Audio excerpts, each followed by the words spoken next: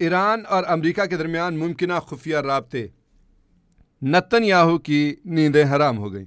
Iran और America के दरमियान मुमकिन खुफिया राब्ते, नेतन्याहू की इस्राएली वज़ीर-ए-आज़म की नींदें हराम हो गई हैं। अमरीकी अखबार ने दावा किया है कि ईरान और अमेरिका के दरमियान मुमकिन खुफिया राब्ते हुए हैं। अमरीकी अखबार ने अपनी रिपोर्ट में कहा है कि इस्राएली वज़ीर-ए-आज़म नेतन्याहू की नींदें हराम हो गई हैं। ईरानी इंटेलिजेंस ने CIA से बराह रास्त रब्ता किया है, ये अमरीकी अखबार का कहना है अपनी रिपोर्ट में। अमरीकी मीडिया ने रिपोर्ट किया कि ईरानी एजेंसी ने तीसरे मुल्क के ज़रिए CIA से रब्ते किए हैं। अमरीकी मीडिया का कहना है कि एजेंसियों ने तनाज़े के खात्मे से मुतालिक अमूर पर बातचीत की है। अमरीकी मीडिया का कहना है कि ईरान से खुफिया बातचीत से मुतालिक नेतन्याहू ने वाइट हाउस से वजाहत तलब कर ली है। अमरीकी मीडिया ने यह भी दावा किया है कि इसराइल को खदशा है कि मकासद हासिल होने से पहले सीज़ फायर ना हो जाए। अमरीकी मीडिया का कहना है कि ईरान और अमेरिका मुमकिन खुफिया बातचीत से नेतन्याहू शदीद परेशान हो गए हैं। अमरीकी मीडिया का कहना है कि इसराइली इंटेलिजेंस ने ईरान अमेरिका खुफिया रवाबित की रिपोर्ट्स दी।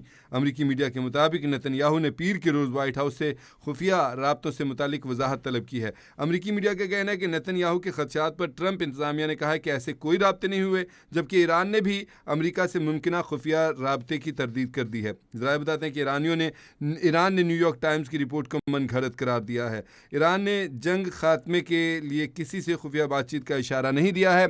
इस पर मामला यह है कि जब किसी का खुफिया रब्ता होता है तो जाहिर सी बात है वो खुफिया इसलिए है ताकि उसको आश्कार ना किया जाए, उसको सबके सामने तस्लीम ना किया जाए। तस्लीम ही करना तो अलल ऐलान रब्ता कर लेते, क्योंकि इस बात के चांसेस हैं। क्योंकि अगर हम हालात तो वाक़यात का जायज़ा लेते हैं तो हम देख सकते हैं कि अमेरिका और इसराइल को ये तवक्को थी कि ईरान जो है 1-2 रोज़ में घुटने टेक देगा, लेकिन ईरान तो आगे पहाड़ बन के खड़ा हो गया। इनका ख्याल था हमने इनके सुप्रीम लीडर आयतुल्लाह अली ख़ामनाई को शहीद कर दिया, इनके पासदारान इनकलाब के चीफ मोहम्मद पाकपुर को शहीद कर दिया, हमने जो ईरानी फ़ौज के मुसल्लह अफ़वाज के चीफ हैं, आर्मी चीफ हैं इब्राहिम मुसवी, उनको शहीद कर दिया, इनके वज़ीर दिफा को शहीद कर दिया ईरान के। हमने इनकी पूरी जो क़यादत है उसको, ऊपर वाली पूरी क़यादत को डिलीट कर दिया, उनको शहीद कर दिया। तो इनका ख्याल था कि अब तो इनके पास कोई आगे लीडर ही नहीं बचा, कुछ है ही नहीं है, तो ये घुटने टेक देंगे, आ जाएंगे ज़मीन के ऊपर। तो ये सूरत हाल जो थी वो इनके बरखिलाफ़ इस तरह हो गई कि ईरान तो इस वक्त पहले से हिकमत अमली अपनाए बैठा था, इनको पता था कि ये काम होना है।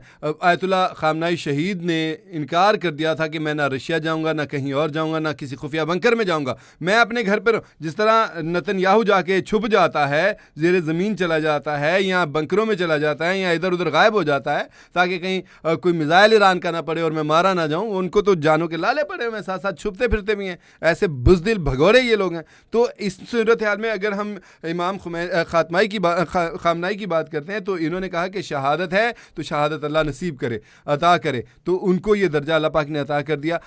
अब अमेरिका को ये समझ नहीं आ रही थी कि ये शहादतें तो हो गई, तो इसके बाद क्यों ईरान घुटने पर नहीं आया। हालांकि इसको ये नहीं पता कि ये शहादतें होने के बाद ईरान पहले रोज़ ही जंग जीत गया है, क्योंकि अवाम के जो अवाम उन्नास थे उन्होंने देखा उनके लीडर ने, उनके इमाम ने, उनके सरबराहान ने, उनकी दिफाई अफवाज के सरबराहान ने, उनके फ़ौजी अफसरान ने, आला हुकाम ने भागना पसंद नहीं किया, जाने बचाने के लिए छुपना पसंद नहीं किया, दौड़ना पसंद नहीं किया, हीलो हुज्जत से काम नहीं लिया, डट के खड़े रहे।